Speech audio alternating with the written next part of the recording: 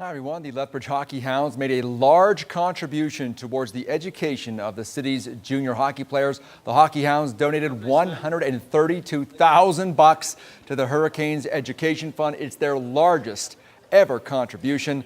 The money is used to pay for post-secondary education of the team's graduated players who do not pursue a pro hockey career. The two sides say education always has and always will be a top priority for Hurricanes players. Since day one, that's been our priority, in that we want to see that they do have an education fund. We volunteer our services. We aren't paid for it. And we are all hockey fans ourselves. So we all enjoy coming to the games and meeting the fans and doing our thing. And if you're wondering how the money is raised, it's through the sale of 50/50 tickets at Canes home games.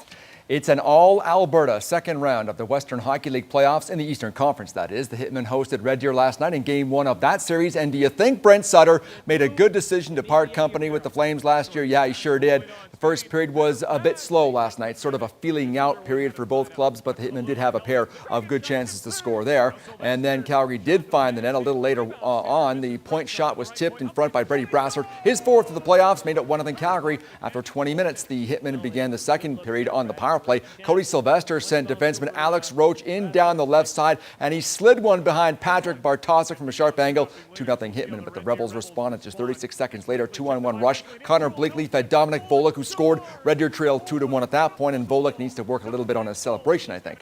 The top line for the Hitmen were really hard to handle in this contest. Sylvester with a great chance to score there, and Brassard buried the rebound. 3-1 Calgary now. Then less than 3 minutes later, Hitmen power play scramble in front of the Rebels net. Brassard pounced on the puck for his hat-trick goal. 4-1 Hitmen. Third period, Hitmen goalie Chris Drieger will give the puck away behind the net and had to scramble back out front to make a save and keep it 4-1. Shortly afterwards, though, the Rebels did put the puck past Drieger. Flames prospect Turner Elson with a harmless-looking shot that went in. That's ungood. It's 4-2 now, but Drieger bounced back. Another Rebels power play here. He made a couple of saves to protect the Hitmen 2-goal lead, and 4-2 was the final score at the Dome last night. Hitmen take a 1-0 series lead.